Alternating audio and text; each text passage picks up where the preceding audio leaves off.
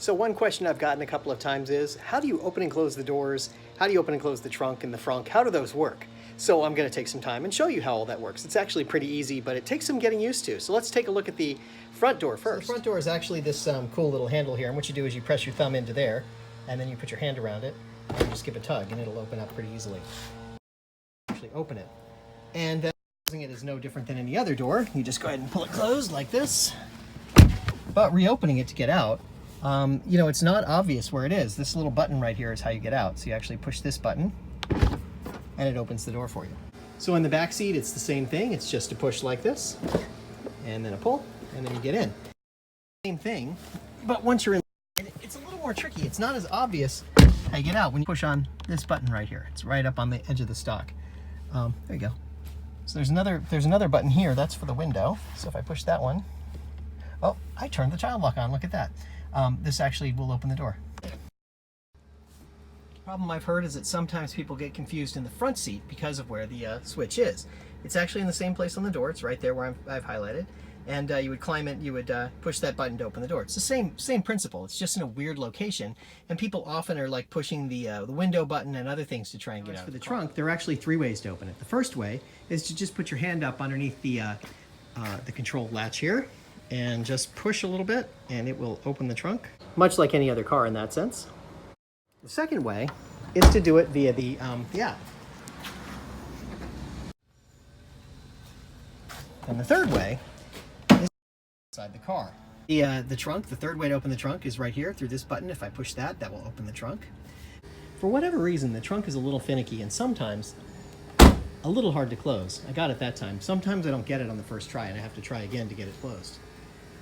Now, as for the frunk, there are 2 ways to open it. I can either open it here from inside the car and press the open button, or I can go through the app. And much like it was with the trunk, I can go through the process of pushing it, controlling it, and then saying, yes, I want to open it, and that will open the frunk for me.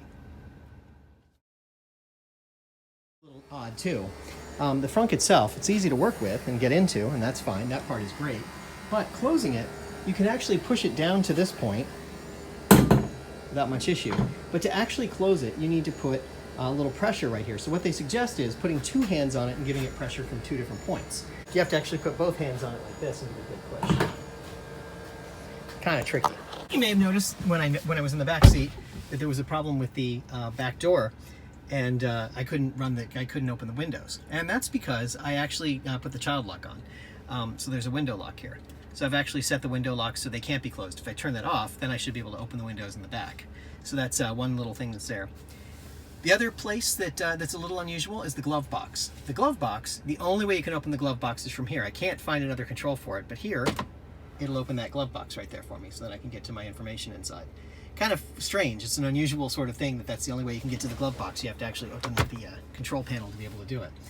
Some of these things you can control from the app itself, but many of them you have to control from the car. Now, as for the power source, the power door, I can open it. So if I'm at a public charging place, I can open it.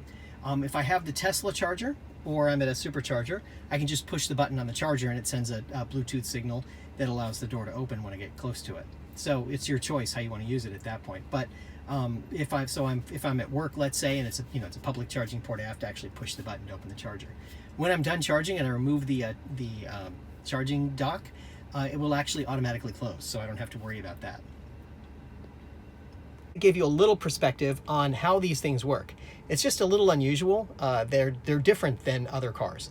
And the buttons are different, the controls are different, the way they open is different. Because there's no keys and there's no fobs and there's no other way to open it, you have to actually use the app or the control panel in the car to open it, with the exception of the doors where you have to push the little button to open it. And some people get so confused by that. I've had people in my car and they look at me and they go, how do I get out?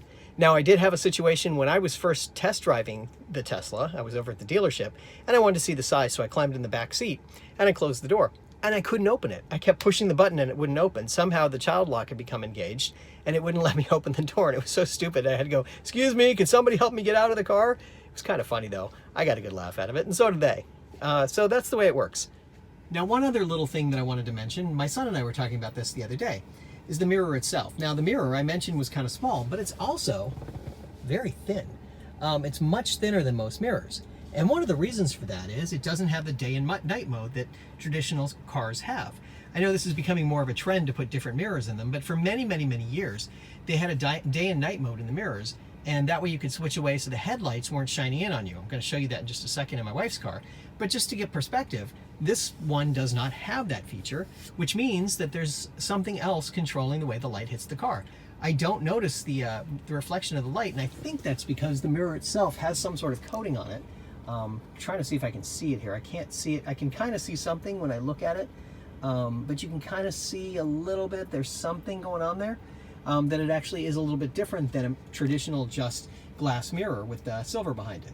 So it actually works a little bit differently. So a traditional mirror in a regular type car has this little flip switch on it that lets you go between day and night mode. And what that does is it changes the mirror inside. It actually has a little folding piece inside. As you can see, it's a little bit thicker than the mirror in the Tesla. And it actually folds so that the mirror itself flips out of the way, and then the reflection comes up to the glass. So this would be day mode in this mode, and then this would be night mode. So it actually angles the mirror up. So if headlights are hitting the car, they're actually bouncing up and reflecting onto the glass here. It's a clever design that's had a lot of functionality over the last 100 years or so, but it's not necessary anymore. With the advent of technology and different types of glass, you don't need to have that anymore, so Tesla doesn't have it.